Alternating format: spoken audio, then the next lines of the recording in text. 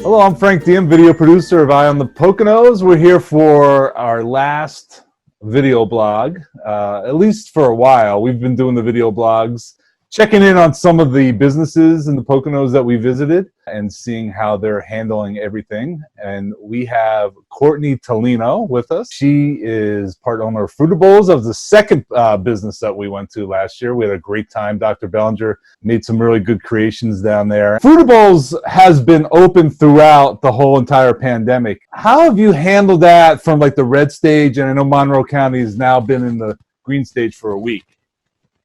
So when we were in red, we did decide to stay open, but we took a lot of precautions. We, for the most part, would only have one person on the staff at a time, so they weren't working in close proximity. Everyone had to wear gloves and a mask, which is still in place. And the other big change is we did takeout only. We're still highly encouraging to call ahead and do takeout orders, but now there is the option to eat primarily outside. Even though we can do indoor seating, we decided that we're a smaller space, and even though we're in green, we felt it was better to still not allow seating indoors quite yet.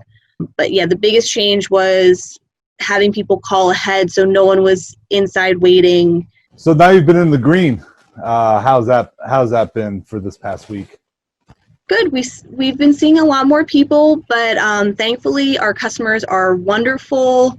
A lot of people will still call ahead, so it minimizes the amount of time they're inside. We have increased our staff to accommodate for the busier days as it gets hotter and hotter. We tend to get busier and busier. So we do have multiple people on staff now, but they still abide by, social distancing as much as possible. Everyone is still wearing masks, gloves, and taking the precautions needed. We have some people come in to do takeout orders, but a lot of people are calling ahead and being prepared, so it makes it easier to get through the larger amount of people without putting anyone at risk. I was down there Saturday, and Frank, they added some new items to the menu that weren't there when we initially did the Eye on the Poconos video. So I called ahead. I actually called just from the car, and everything was super fresh, super clean, and the crepes were amazing. So can highly recommend them. That was the new thing to the menu. Mm-hmm. Is there anything else, Courtney, besides those? We've added some so crepes are the biggest thing. We also are going to add oatmeal bowls. So you can get oatmeal, which is really good, and it's great for the mornings if you're looking for a nice, filling, healthy breakfast. We're always kind of looking to add some new smoothies, and I just ordered some new flavors for the bubble tea as well, which has been very, very popular. So we're always kind of tweaking, but the big items that we added would be crepes, and then soon oatmeal bowls. And I know that you guys are super adamant about your ingredients and kind of what you put in everything. I think when I saw it listed, there was only 3 ingredients in the crepes itself. Almond milk, eggs, and flour. A very simple, nice, clean recipe. And then depending on what toppings you get, we add those. Right, yeah. Crystal Street, we've been there a couple times. We were at the Rail, which was the very last video we did in March. Definitely a section of East Stroudsburg that is being revitalized. How is business overall now in a whole in that area? We've been very happy, working at Pocono Cinema. I've been at the theater for 10 years, so I've seen Crystal Street kind of through the transition of what it was to what it is now, and we've had tremendous support from the community. Our patrons at Fruitables are wonderful. We have a lot of customers who come on a regular basis. We have a lot of regulars. Our support has been growing a lot, I think, from when we opened a year ago to now. We've really seen a steady increase. It's a great street to be on. How was it with the university when they closed? Was that tough, I guess? I'd be looking forward to getting them back. Yeah, that is one of our biggest customers. We do get a lot of high school students, a lot of locals. But of course, we love being close to the college and having the college kids come out. Some of them opted to stay, even though it went online. If they lived off campus, they still had houses.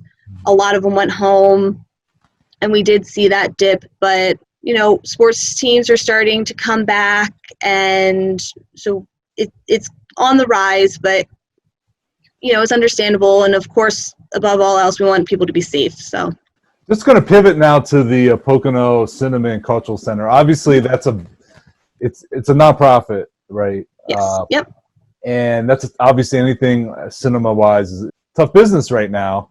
But I know you've had some very innovative ways to raise money that you've done. I know there was a popcorn sale. Can you tell me a little bit about that? Because it's a difficult time for a nonprofit like that. So for theaters across America, it's a very difficult time right now. We're fortunate that Pocono Cinema is a 501c3 not-for-profit organization, and a lot of people don't want to see us, you know, leave the community. So we saw a lot of support. We did 2 different online fundraisers. One was, it's still ongoing, is Help Us Bridge to Better Days, and we asked for people to make online contributions.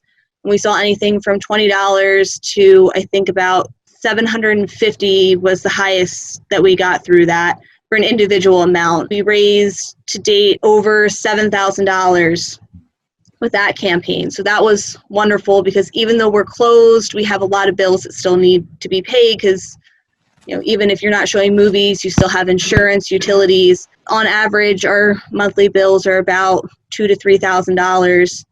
And then another idea that we came up with was for the popcorn campaign. And we had a volunteer who came in. She prepped the popcorn buckets. We sold them for $20.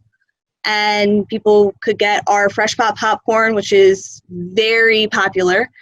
And they also got candy, so you could have the theater experience at home. And other local businesses and artists donated stuff for a raffle. So they also were in a raffle drawing. Mudworks was one of the businesses that supported it. Matt Parton is a local artist who does comic book art. So he had different posters that were in the raffle drawings. Pocono Soap was another one who donated Jimmy's Ice Cream. So we saw a lot of support. And that campaign raised, I think, around $1,700. We're very, very happy for that. What are your plans going forward, I guess, now with the theater? So if you follow the news, you're aware that there's no new movies coming out until the end of July. And we thought about what we wanted to do. So we opted not to open right away when Monroe County went to green. We took the time to do some renovations at the theater. Once we reopen, people will see theaters 2 and 3, we really put a lot of work into, and they look so much better. Right now we're actually open for rentals. So even though we don't have movies, people can have private screenings, and that's been really popular. Once I posted that on Facebook, I mean, I've been getting calls and email. It's a really nice option if you're not quite comfortable going out in public, and especially, you know, sitting in a movie theater for a couple hours, you don't know who else is in there. You can rent the theater, then you know exactly who is there, where they've been, and it's a really great option. We actually lowered our rental prices to accommodate that, because there are some people who can't go out in public and be around people, so that gives them an option as well. On July 3rd is our big reopening, and we're actually going to do the movies for free, and we're going to do revivals. So we have The Goonies and Superman the movie. So we have 2 revivals coming up, and those are going to be offered for free as a way to welcome people back for the first week only. It's very cute and quaint, and it's got that hometown feel. Yeah. Are you guys doing any other popcorn like sales, or is that something that you guys will keep doing? We're working with some businesses to see if we can put together a slightly different package that hopefully in the next few days we'll have some more details. So we are thinking, because there are some people who won't necessarily come back right away, we're going to keep offering different packages online. Yeah, it's just amazing to see how all the local businesses had to get creative. I know Kitchen Chemistry did the cupcake decorating thing that you take the take home, and just to see the popcorn and all of that is really, really neat. Courtney, we really appreciate you stopping by and giving us a little update on how things are going down at Fruiter Bowls. I know it's your 1 year anniversary. Just recently I saw on Facebook too, right? Great time to go down. It's super hot. The fruit is so fresh and cold, and it's really great. And, you know, a lot of the products offer the immune boosting benefit as well as being delicious, which is a great thing to eat right now. Awesome. Can't wait. Thanks, Courtney. Thank you for having me.